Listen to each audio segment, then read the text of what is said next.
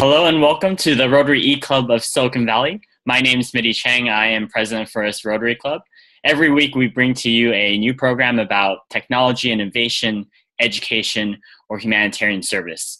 I'm excited to bring to you our guest speaker this week. And before I introduce her, I'd like to introduce a couple members we have on this call right now. So first, in no particular order other than the order I see, to my left is Ken.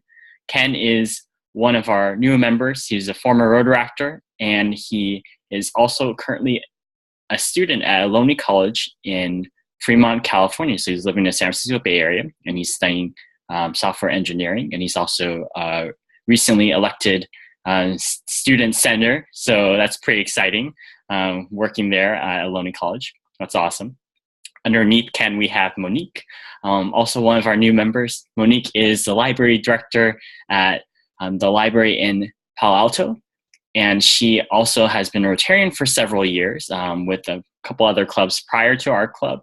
She's also a food lover and also an awesome person in general. So we're still getting to know Monique a little bit better. And during this week's meeting for this recording, you'll get to see her self-introduction video, which is going to be exciting. And of course, I'd like to introduce our guest speaker for this week, Erin Hogeboom.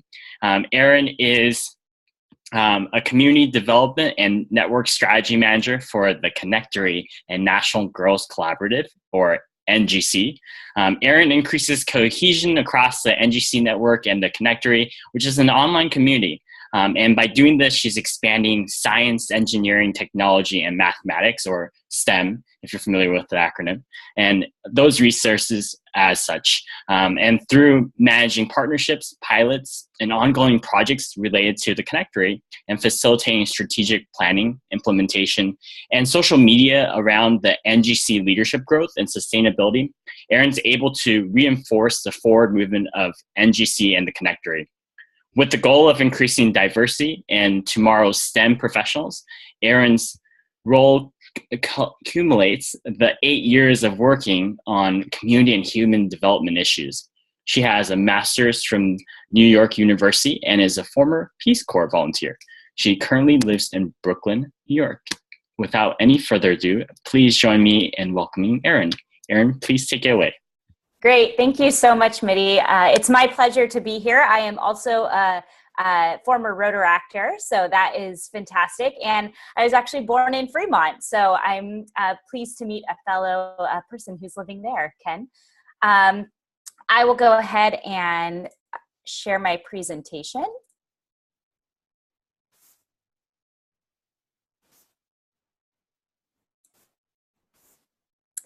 Great. So it is my pleasure to be here with you today to introduce the National Girls Collaborative Project, which does manage the Connectory. It's a piece of what we do that Mitty did mention, and I will be talking about that a little bit later in this presentation.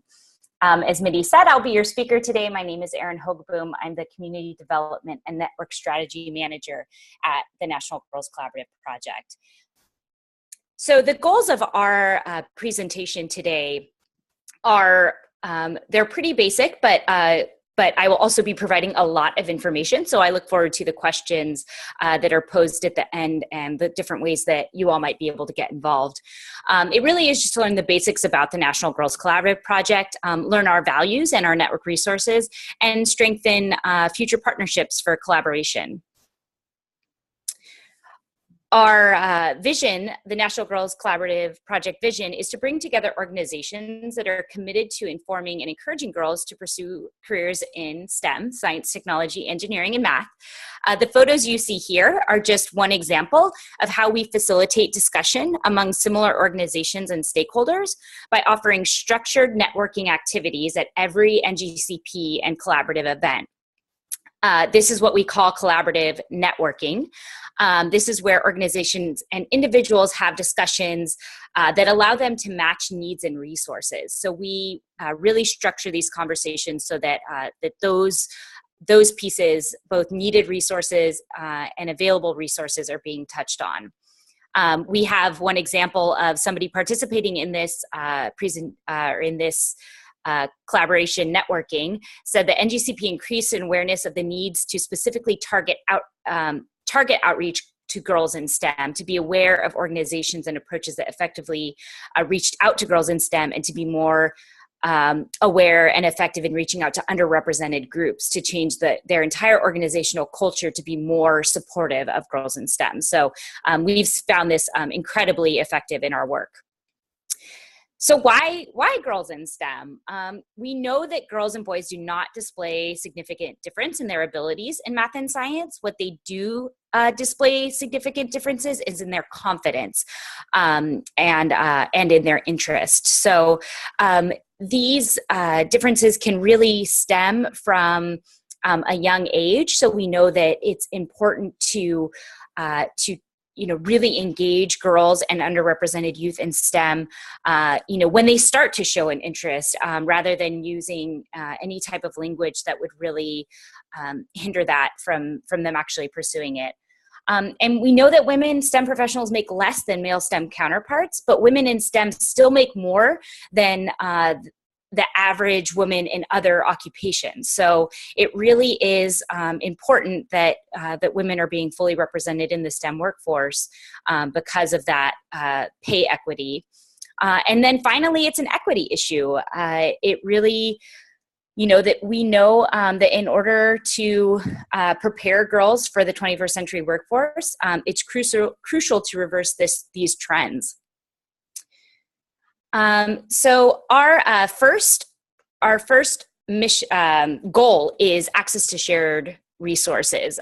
So the way that we do that is we try to maximize access to shared resources within projects and with public and private sector organizations and institutions interested in expanding girls' participation in STEM.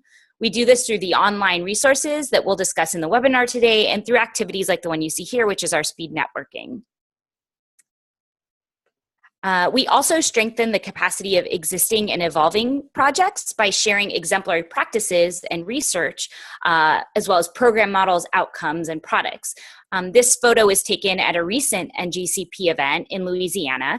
Here you see educators learning about hands-on engineering activities from Design Squad Nation that are free or low cost. Design Squad Nation activities incorporate exemplary strategies for engaging girls in STEM, including activities that embrace collaboration and hands-on open-ended participation, which we know really does work for many girls and underrepresented youth in STEM. And then finally, equity. We use the leverage of a network and collaboration of individual girl-serving STEM programs to create the tipping point for gender equity in STEM. One respondent on our most recent annual survey felt it was validating for their stakeholders to feel linked into a national project. It's validating for the board, the program participants, and others to know that they are part of a larger entity focused on their program and interests. And in addition to the goals I just mentioned, we are also focused on helping programs to effectively reach and serve underrepresented girls in STEM, which includes girls of colors and girls with disabilities, by providing professional development on sustainability, organizational effectiveness, and shared leadership, and working with school counselors, for example, to increase awareness of barriers to girls' interest and engagement in STEM. So here's an example of our current network reach. So we do have participation in 40 states throughout the country. So all of the green states are currently within our network, and the blue states are just yet to be in our network. So this network really represents over 12,000 organizations that serve girls in STEM. So what do we actually do? Because we ourselves do not offer girl STEM specific programming. So like I said, we're really a network. So virtually, we provide a content-rich website, which I'm sure Mitty can share with you the website URL. At the end of this, it's ngcproject.org. And there's previously recorded webinars on there. We talk about all types of professional development. and a lot of different resources and events are listed on there. So it's really fantastic, really a lot of research as well, all listed on there. We also run the Connectory, which is both a collaboration tool. So that is the connectory.org. It's an online platform where programs can enroll themselves and find other programs according to their needed resources, their available resources, or their collaboration interests. It also is a free platform for those programs to promote their STEM opportunities to youth and to parents and families and caregivers that are trying to find STEM opportunities in their area. So it's a completely free tool for both collaboration and I'll talk a little bit about that later. We also have FabFems, which is the mentoring tool. I'll talk about that as well. We have a really great e-newsletter. We have very active social media, so I definitely encourage everyone to follow us on social media. It's NGC Project. And then, like I said, we offer a lot of webinars. We also do a lot of in-person activities. Our local collaborative, so in each of those states, they do statewide professional development. They hold conferences and forums. They provide incentives to collaborate. So they, through us, provide mini grants to their to programs within their states. And then they also have their own newsletters and local resources. So to begin, the FabFems directory, which I mentioned, is a program that really developed out of a need identified through our work. As we worked with our networks and collaboratives, we heard often that girl-serving programs want to bring professionals into their classrooms, but it was difficult for them to find, vet, and prepare role models. Simultaneously, we were hearing from many women role models that they were looking for ways to volunteer, but found it difficult to find programs, and were not always immediately aware of how to interact with girls. So the FabFem project is a solution to these barriers, connecting role models and programs together to create successful STEM experiences for girls. The project's main tool is the FabFems website, which can be found at fabfems.org. On the site, you can search role model profiles, become a role model, and browse resources. The website is being used by role models, girl-serving programs looking for role models, and for parents and girls searching for career information. So we currently have 700 FabFems enrolled from around the country, and the database continues to grow every day. The next project that really is kind of its own thing, it really has grown into a really fantastic, robust project of ours, is the Connectory. The Connectory is the largest database of youth-serving STEM programs that exists. It originated in 2011 as part of Time Warner Cable's Connect a Million Minds initiative, and it's now managed by us, the National Girls Collaborative Project, in partnership with the After School Alliance, Aztec, EDC, Maker Ed, and NAA. The Connectory is made possible by Google, the Noyce Foundation, Burroughs Wellcome Fund, and Time Warner Cable. The Connectory has two primary audiences and one tertiary audience. The first primary audience is families. The Connectory showcases STEM opportunities to families for free. So when a parent or caregiver visits the Connectory site, they are automatically geolocated and shown youth-serving STEM opportunities occurring in their area. These opportunities are input by the Connectory's second audience, STEM programs. STEM programs can use the Connectory to both promote those opportunities to families, as well as, like I mentioned, connect with potential collaboration partners. When a program registers in the Connectory, they are prompted to list both their needed and available resources. And as a STEM program, you can then log into our provider portal and search for programs according to their listed resources, interest, location, audience, etc. Much the way a parent can simply visit the homepage of the Connectory and navigate the opportunities visible to them according to their child's interest or availability. The final feature on the that STEM programs can use on the Connectory, and this is brand new, is to elevate their STEM volunteer listings by linking their Connectory account with one of our partners, Volunteer Match. It's actually based in San Francisco. It's with the simple click of a button. Connectory programs can then go to Volunteer Match, input their details and about their STEM volunteer listings, and those listings are then shown on the Connectory volunteer listing page as well. So this is for that third audience, which are our STEM volunteers. So we thought it'd be a good thing to show you kind of the back end, what it looks like as a program. So here we have a program located in Austin, Texas. We are currently on their collaboration breakdown tab, where you can see both the needed resources and the collaboration interests. There is also an available resources field, which is actually located just below the needed resources, but not visible on this slide. So we have programs in 50 states, and all entries, programs, and opportunities are reviewed by our staff at NGCP. And then finally, because the Connectory is at its heart a database, there are also multiple ways that we can assist partners in sharing Connectory data on their own websites. So this can be through, we have some examples on the Sci Girls. Their clubs are all pulled from the Connectory database, as well as Maker Ed. All of their programs are pulled from the Connectory database. So we have a lot of kind of exciting ways of using that information there. The next and kind of last topic I want to talk to you about are our network projects. Network projects are when we at the National Girls Collaborative work with a programmatic partner, such as the curriculum experts you see here. Actually, the one in the middle there, Science Action Club, is through the California Academy of Sciences. So they're our newest network partner. And this is really to scale up their coursework dissemination. So to do this, our national team engages our collaborative leadership teams around the country. So those are the leadership teams that are in every single state.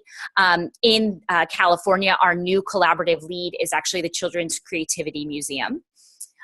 So they just came on as the new lead, and they lead that leadership team that then directs all of the activity for the state.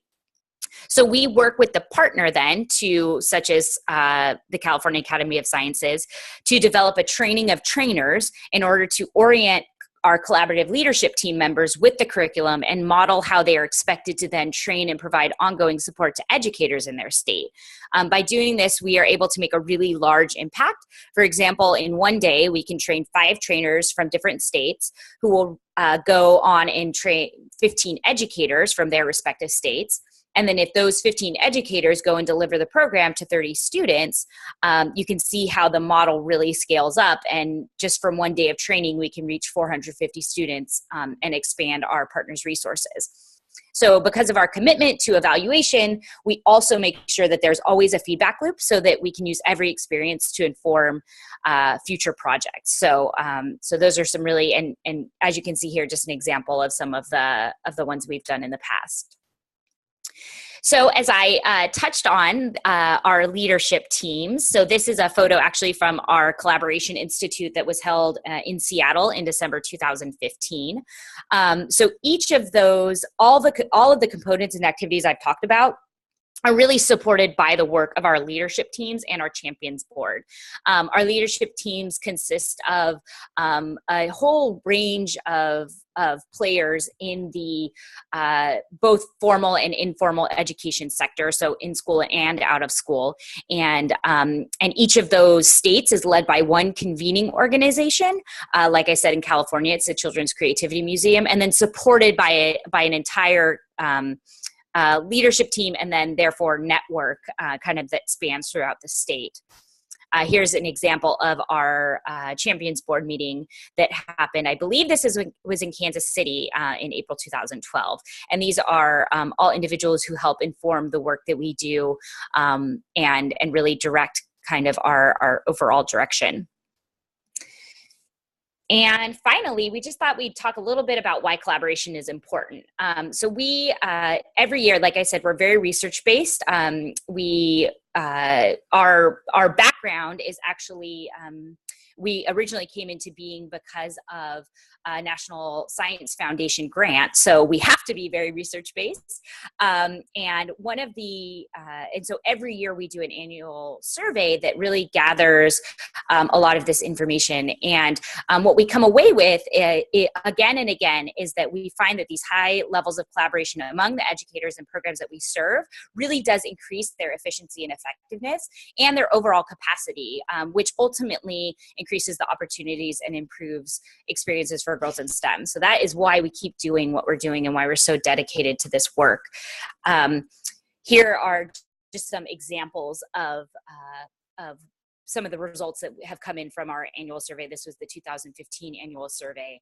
But you can see 82% indicated that because they were participating in collaboration, it helped them better serve girls, which is really what our ultimate goal is. Another quick little quote from that survey was the use of informal learning resources provided by NGCP has allowed their program to meet the needs of diverse learners by better understanding the barriers to STEM. Because of NGCP, they felt empowered with techniques and resources to design, organize, and execute a sustainable program, knowing that they were using the best practices. So we really, stand by this model, and that's why we keep doing what we're doing. So with that, I will go ahead and stop sharing this and start up my video so we can do some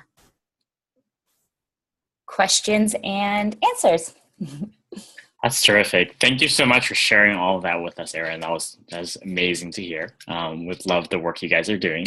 I'll start us off with our first question, and then I'll turn it over to either Monique or Ken for either question or comment. Okay. One of my, so I definitely love what you guys are doing. I was wondering if you could actually share with us a little bit more about where NGC's 5-year plan is in terms of goals for the next 5 years. And I'm actually thinking more globally speaking as well, because as an eClub, we have members in, abroad as well. So we have members in Canada and South Africa and Japan, like Costa Rica, Australia, for example. And a lot of our members are also in education. And so I'm sure there will be a question out there wondering, this is a great project. Is this something that we can use as a resource if we're outside the United States? And I know that you had just touched about how many states you were in. I'm not sure if you guys are international yet or not. So we definitely, our focus has always been nationally, but I think it's a great question. And as someone who comes from an international background, that's all of my education was in international affairs. So it's something I'm very passionate about as well. We definitely, within our 5-year plan, there is built-in kind of outreach and growth that we have happening. The first and most kind of immediate thing that comes to mind is that we have what's called a connectory exchange. So it's a white label version of our connectory that can be branded for whatever external website wants to host it. So that is a really good kind of, and we're really excited that there's been a lot of development and potential with actually expanding that to Australia.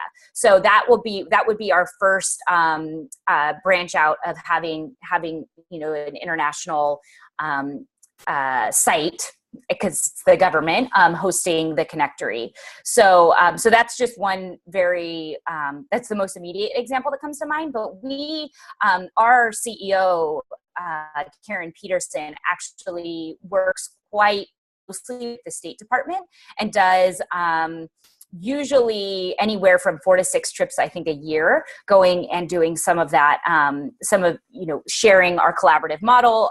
Australia, again, she was just in Australia in August. And so they had a lot of interest in kind of expanding a collaborative model there. I was in Peru not too long ago as part of the APEC summit that was happening there to talk about engaging girls in STEM as part of APEC. So we do a lot of international, we're all about collaboration and about expanding the resources to where we think they'll work best. Because we're nationally based, that's where we've been focused thus far, but that doesn't mean that we're limited and wouldn't be open to working with other organizations. Especially, I'll also say that we are involved with Google Rise Awards. And so we've been really pushing a lot of the recipients of the Google Rise Awards to put their information into the connectory, because the connectory is only as strong and as great as people are actually putting their information in and using it. So, but it is available, across borders. So I would definitely, it's already technically international because it's in Canada. So that's awesome. Thanks for answering that question. Of course. Thank you. Monique, I'll turn to you for the next question. All right. Can you hear me? Yes. Okay, good. So as Mitty mentioned, I'm a public librarian, and one of the things that we find first is that any program that we label as STEM that's taking place at the library immediately gets a lot of kids involved, a lot of parents involved, because they really want their young daughters to be involved that way. And locally, we use the acronym STEAM because we feel like arts is a very big part of this as well.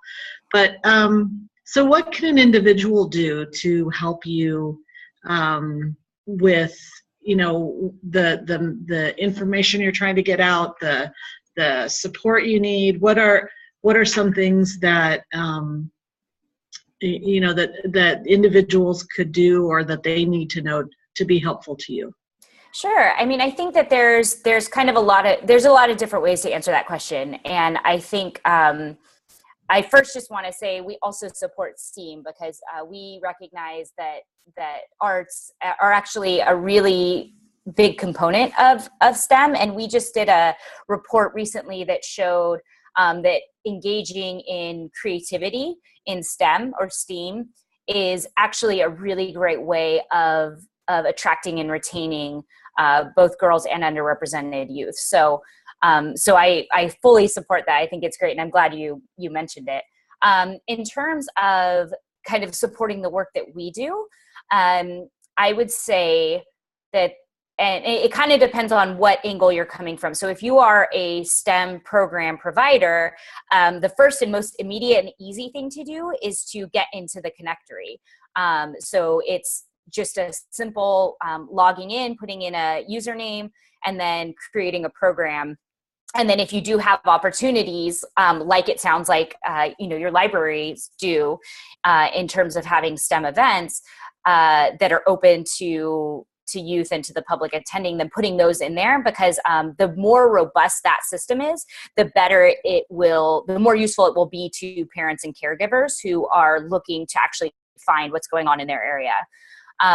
So if you're not a program and you're just kind of someone who's interested in this, or is looking to just kind of get the word out. I mean, just talking about the connectory and being an advocate for it, I think is one other big piece that just you know, people won't use it if they don't know about it. And we do as much promotion as we can, but we're also a nonprofit organization, and so we're limited in our ability to get the word out as well. So we really do rely on local networks to help promote and tell each other about this awesome resource.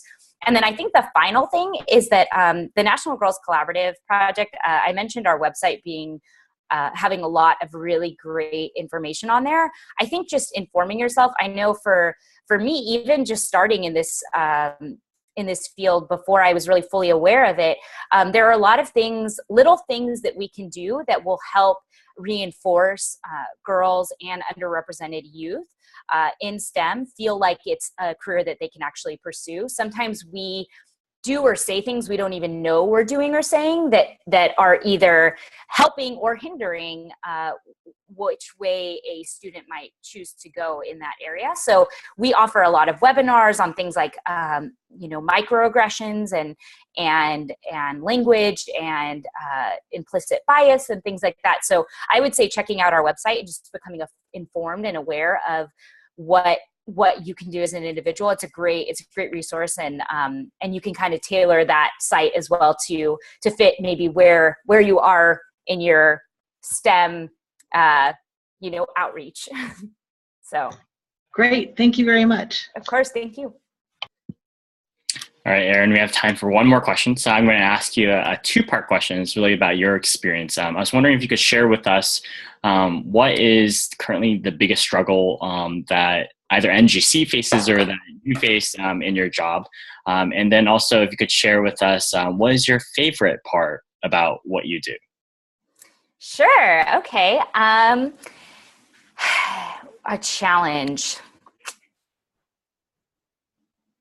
Oh gosh, you know, I'm always a glass half full person. So I'm like, oh, what are, you know, I mean, of course there are still a lot of, it's still an uphill battle. I think there are well, I'll use an excellent example. So I think we start off every one of our collaboration institutes with what is called a girl panel.